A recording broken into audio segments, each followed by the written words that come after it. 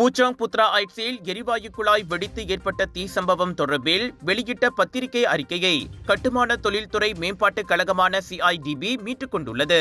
சம்பவத்தன்று வெடிப்பு ஏற்பட்ட இடத்தில் கட்டுமான பணிகள் எதுவும் நடைபெறவில்லை. அதோடு அவ்வெடிப்புக்கு காரணமாக கூறப்படும் மேம்பாட்டு திட்டப் பணிகள் நடைபெற்றதோ வெடிப்பில் இருந்து 30 மீட்டர் தொலைவில் என தொடக்கக்கட்ட விசாரணையில் தெரிய வந்திருப்பதாக முந்தைய அறிக்கையில் CIDB கூறியிருந்தது. ஆனால் நேற்றிரவு வெளியிட்ட புதிய அறிக்கையில் பல்வேறு தரப்புகளை உட்படுத்தி விசாரணைகள் தொடர்ந்து நடைபெறுவதால் முந்தைய அறிக்கையை மீட்டுக் கொள்வதாக அது விளக்கியது. இதனால் ஏற்பட்ட குழப்பங்களுக்காக குறிப்பாக பாதிக்கப்பட்ட குடியிருப்பாளர்களிடம் மன்னிப்பு கேட்டுக் கொள்வதாக CIDB கூறியது.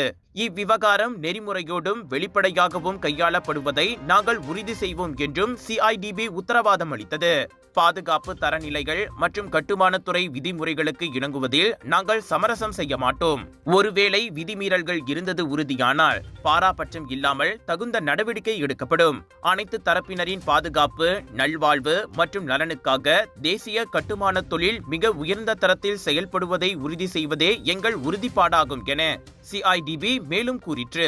உங்கள் சிறந்த ஆரோக்கியத்திற்கு அளவான எண்ணெயுடன் சிறந்த முறையில் தயாரிக்கப்பட்ட சைவம் அசைவத்திற்கும் பொருந்தும் சூப்பர் ஊறுகாய், பச்சை கொடி சிவப்பு மீன் சின்னம் கொண்ட ஸ்ரீ மீனாட்சி ஊறுகாய்.